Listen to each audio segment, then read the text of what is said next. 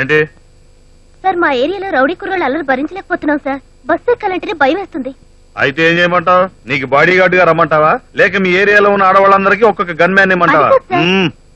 చెప్పింది చాలు, కంప్లైంట్ రాసి పడేసాడు.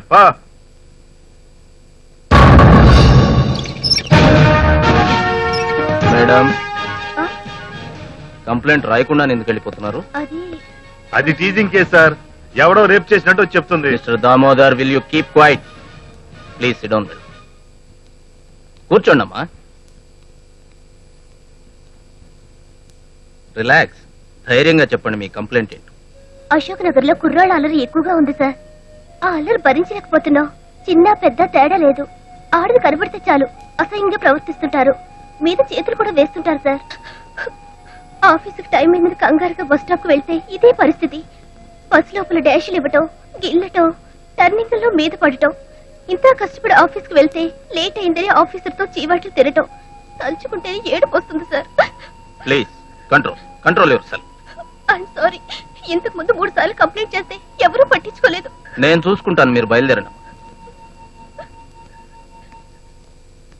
మిస్టర్ దామోదరం సార్, మన డిపార్ట్మెంట్ మీద ప్రజలకి అపోహ, అనుమానం, అసహ్యం ఎందుకు కలుగుతున్నాయో మీకు తెలుసా? Do you know why? Rash గా మాట్లాడటం, రెక్లెస్ గా సమాధానం చెప్పడం, డ్యూటీ, డిసిప్లిన్, డివోషన్ అనేవి ఏమీ లేకపోవడం. కంప్లైంట్ ఇవ్వడానికి వచ్చిన వాళ్ళతోటి కరెక్ట్ గా మాట్లాడటం నేర్చుకోండి. ఒరే అంజిగా, మన స్టేషన్ కి ఏదో బ్యాడ్ డేస్, జనానికి గుడ్ డేస్ వచ్చినట్టున్నాయిరా. అవును రోయ్. ఒరే, ఆంటీ నల్లగా ఉన్నా ఓకేరా? ఓకే గాని ఎందుకో డల్ గా ఉందిరా.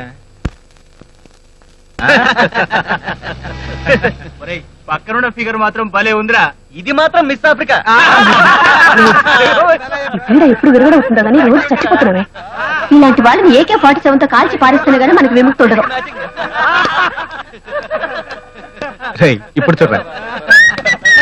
వావ్.